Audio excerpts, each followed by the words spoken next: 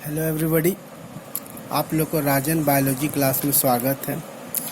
आज हम लोग क्लास 11 के किंगडम प्रोटिस्टा के प्रोटोजोवन के बारे में डिस्कस करने जा रहे हैं। प्रोटोजोवन, जैसा कि आप लोगों को पता है कि प्रोटिस्टा एक ऐसा किंगडम है जिसमें यूनिसेलुलर ऑर्गेनिज्म पाए जाते हैं। तो प्रोटोजोवन भी सब यूनिसेलुलर ऑर्गेनिज्म हैं। They are unicellular organism.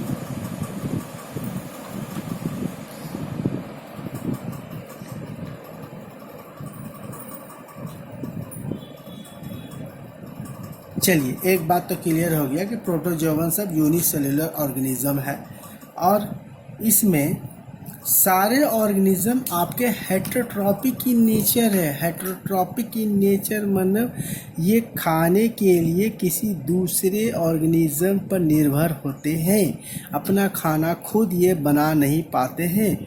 और प्रोटोजोवन को 4 ग्रुप में बांटा जा सकता है। पहले एमेबॉइड प्रोटोजोवन हो गया। एमेबॉइड प्रोटोजोवन जो है मेराइन इन नेचर होता है और साथ में एक्वेटिक इन नेचर होता है। ये समुद्र में भी पाए जा सकते हैं और फ्रेश वाटर यानी नदी तालाब में भी पाए जा सकते हैं। तो ये marine plus aquatic in nature है। और देखिए, सबसे ख़ास बात इस ऑर्गेनिज्म के बारे में दिया जाता है, इस ऑर्गेनिज्म के पास फॉस्फेट पाए जाते हैं। इस ऑर्गेनिज्म के पास क्या पाए जाते हैं? फॉस्फेट पाए जाते हैं, जिसको हम लोग सूडोपोडिया बोलते हैं। ये कहीं पर मूव करने के लिए और किसी अपने प्रे मीन्स हो गया शिकार, अपने शिकार को पकड़ने के लिए इसके पास एक फॉस्फेट होता है जिसका नाम सूडोपोडिया है। They move and capture there pray. ये मूव करेगा और कैप्चर करेगा अपने प्रे को बाय पुटिंग आउट फॉस्फेट, जिसको हम लोग क्या बोलते हैं? सूडोपोडिया। तो यहाँ से क्वेश्चन आप लोग एग्जाम में आ सकता है कि the organism which has a pseudopodia as feet, उसका एग्जाम्पल रहेगा अमीबा और इंटामीबा। ठीक है, ये एग्जाम्पल है अमीबा का। अमीबा के पास फॉस्फेट होता है, उसी प्रकार इंटामीबा के पास ये फॉस्फेट होता है सूडोपोडिया। यहाँ से अमीबा क्या चीज़ से मूव करता है? सूडोपोडिया से मूव करता है। इंटामीबा क्या चीज़ से मूव करता है? सूडोपोडिया से मूव करता है। अमीबा आपका किसी भी प्रे को किसके माध्यम से पकड़ता है? सूडोपोडिया के माध्यम से। इंटामीबा किसी प्रे को या मूव करने के लिए किस ऑर्गन के इस्तेमाल करता है? सूडोपोडिया। सूडोपोडिया आपका क्या है? फॉस्फेट। सूडोपोडिया क्या है बाबू? फॉस्फेट है। ये फॉस्फेट है। और इसके बाद आपका आता है एमेबॉइड प्रोटोजोवन के बाद फ्लैजिलेटेड प्रोटोजोवन। फ्लैजिलेटेड प्रोटोजोवन का मतलब इसके बॉडी में बहुत ज़्यादा फ्लैजिलेटेड प्रोटोजोवन मतलब इसके पास फ्लैजिला होता है। इसके पास क्या होता है? फ्लैजिला होता है। और ये फ्री लिविंग के साथ साथ पैरासाइटिक भी होता है। पैरासाइटिक मतलब जानिए परजीवी, किसी दूसरे ऑर्गेनिज्म पर डिपेंड रहने वाले ऑर्गेनिज्म को हम लोग पैरासाइट बोलते हैं। खाने के लिए किसी दूसरे ऑर्गेनिज्म पर निर्भर रहने को पैरासाइट बोलते हैं। और इसके पास क्या होता है? फ्लैजिला होता है। लास्ट क्लास में आपको बता दिया गया था, फ्लैजिला रिसेप्टर के रूप में काम करता है। और यहाँ पर सबसे इम्पॉर्टेंट चीज़ आप याद रखिएगा, एक बीमारी है स्लीपिंग सिकनेस। ये बीमारी किसके द्वारा होता है? ट्रिप्नोसोमा के द्वारा होता है। तो यहाँ से आपका एक बात क्लियर हो गया, फ्लैजिलेटेड प्रोटोजोवा का एग्जाम्पल क्या होगा? ट्रिप्नोसोमा होगा। सीलिएटेड प्रोटोजोवन में क्या है कि इसके पास सीलिया बहुत ज़्यादा प्रेजेंट है, जो इसको एक मूव करने में मदद करता है, जो इसको मूव एक जगह से दूसरे जगह मूव करने में मदद करता है। They are aquatic moving actively due to presence of cilia. ये एक्वेटिक होता है, पानी में पाया जाने वाला होता है, फ्रेश वाटर पाया जाता है। ये एक्टिवली मूव करेगा, फ्रीली मूव करेगा। किसके वजह से? Due to presence of cilia. Cilia के प्रेजेंट के रहने की वजह से सीलिएटेड प्रोटोजोवन बहुत तेज़ी से मूव करता है। और इसका एग्जाम्पल क्या हो जाएगा? पैरामीशियम। इसका एग्जाम्पल क्या हो जाएगा? पैरामीशियम हो जाएगा। अब स्पोरोजोअन प्रोटोजोआ, स्पोरोजोअन प्रोटोजोआ के बारे में जानिए कि ये ऑर्गेनिज्म इन्फेक्टियस स्पोर होता है इसके स्टेज, इसके लाइफ साइकिल में। और इसका एग्जाम्पल होता है प्लाज्मोडियम। इसका एग्जाम्पल क्या होता है? प्लाज्मोडियम। प्लाज्मोडियम के द्वारा ही क्या होता है? मलेरिया। तो यहाँ से एक MCQ बन सकता है कि मलेरिया कॉज बाय प्लाज्मोडियम।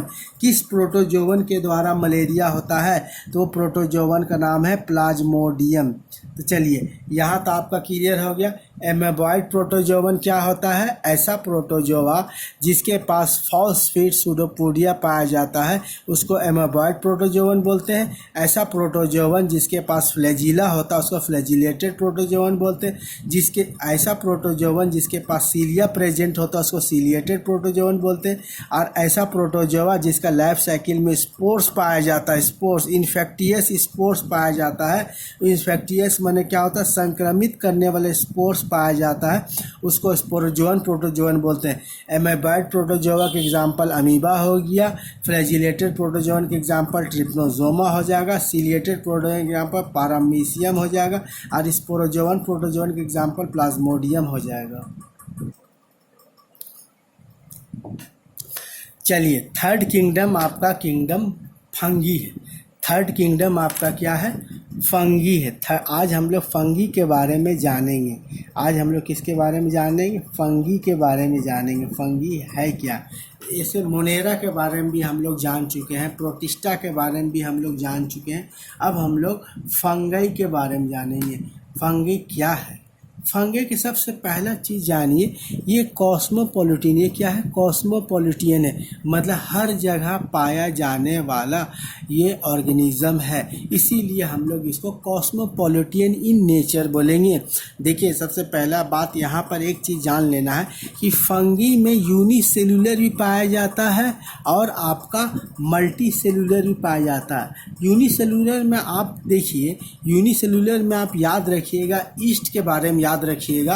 अब मल्टी सेलुलर में बारे में याद रखिएगा मशरूम को। मशरूम भी एक प्रकार का फंगई है और ईस्ट भी एक प्रकार का फंगई है। ये सब हेट्रोट्रॉपिक ऑर्गेनिज्म है।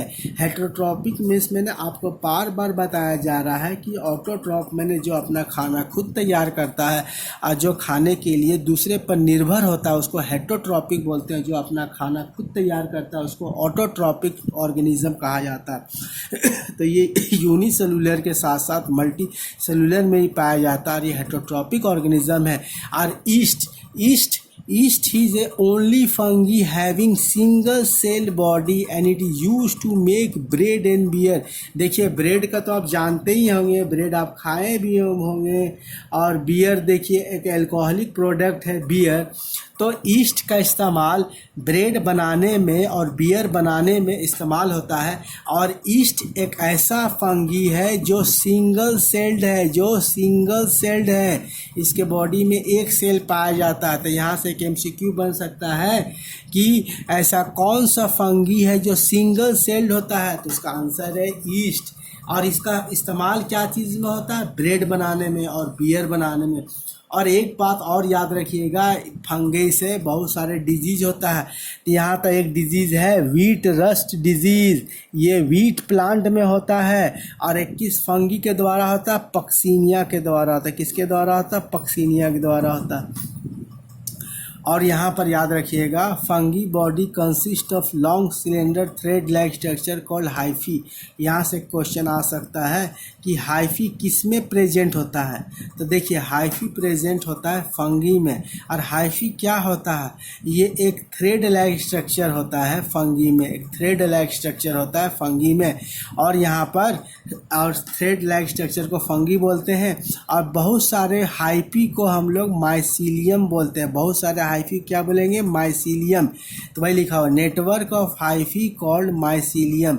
तो mycelium is present in fungi, hyphae present in fungi. तो यहाँ से क्वेश्चन बन सकता है कि thread like structure present in fungi is known as hyphae, a network of hyphae is called mycelium.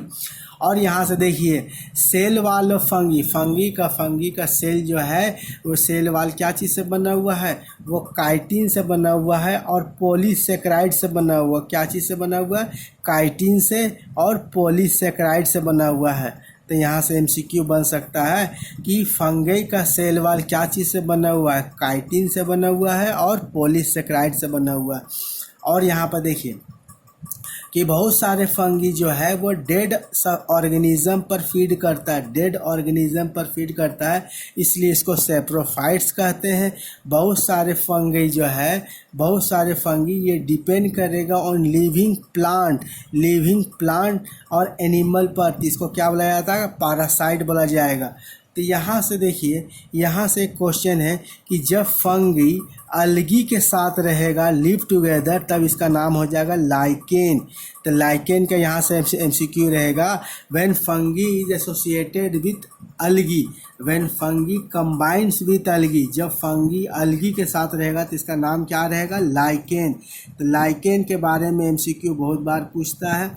दूसरा देखिए, when fungi live with root of higher plant, जब फंगी जो है रूट ऑफ हायर प्लांट के साथ रहेगा तो इसका नाम रहेगा माइकोराइजा, यानी बड़े पेड़ में, बड़ा पौधा में। जैसे बड़ा पेड़ कौन सा हो गया आपका, higher plant, mango tree, neem tree, guava tree, apple tree, ये सब हायर प्लांट हो गए। जब इसके जड़ में फंगी पाए जाएंगे तब इसका नाम रहेगा माइकोराइजा। और एक इम्पॉर्टेंट चीज़ हम लोग जानते हैं, एंटीबायोटिक ड्रग्स के बारे में जानते हैं। हम लोग जब बीमार पड़ते हैं तो एंटीबायोटिक ड्रग्स लेते हैं। ये एंटीबायोटिक ड्रग्स किससे तैयार होता है, ये एंटीबायोटिक ड्रग्स पेनिसिलिन से ड्राइव होता है, जो एक प्रकार का फंगी है। The penicillin is a fungi helpful in formation of antibiotics. In fungi reproduction occur by vegetative means A sexual reproduction और सेक्सुअल रिप्रोडक्शन। देखिए यहाँ पर कुछ ज़्यादा आपको जानना है, सिर्फ यही जानना कि फंगी में रिप्रोडक्शन वेजिटेटिव माध्यम से भी हो सकता है या ए सेक्सुअली भी लोग रिप्रोड्यूस कर सकता है और सेक्सुअल रिप्रोडक्शन कर सकता है। और सबसे इंपॉर्टेंट चीज़ जो एग्जाम में पूछता है, study of fungi is called mycology. तो देखिए फंगी में आपको 2-3 बात याद रखना। पहला बात याद रखना है कि ऐसा कौन सा फंगी जो सिंगल सेल है, तो उसके बारे में याद रखना है ईस्ट, ठीक है। दूसरा बात याद रखना है कि ऐसा कौन सा फंगी है जो विश रस डिजीज लाता है, तो वह है पक्सीनिया। वो क्या है, पक्सीनिया है। हाइफी क्या है, हाइफी थ्रेड लाइक स्ट्रक्चर है जो कहाँ प्रेजेंट होता है, फंगी में प्रेजेंट होता है। अब बहुत सारे हाइफी को हम लोग माइसीलियम बोलते हैं। अब फंगी का सेल वाल क्या चीज़ से बना हुआ होता है, काइटिन से बना होता है और दूसरा पॉलीसेकेराइड से बना होता है। और यहाँ जब फंगी अलगी के साथ होगा, जब फंगी और अलगी दोनों एसोसिएटेड एक साथ रहेगा तब इसका नाम हो जाएगा लाइकेन नाम हो जाएगा। जब फंगी हायर प्लांट के रूट के साथ रहेगा तब माइकोराइजा नाम हो जाएगा। पेनिसिलिन भी एक प्रकार का फंगी है जो एंटीबायोटिक ड्रग तैयार करता है। और स्टडी ऑफ फंगी को हम लोग क्या बोलते हैं, माइकोलॉजी बोलते हैं। स्टडी ऑफ फंगी क्या बोला जाता है, माइकोलॉजी बोलता है।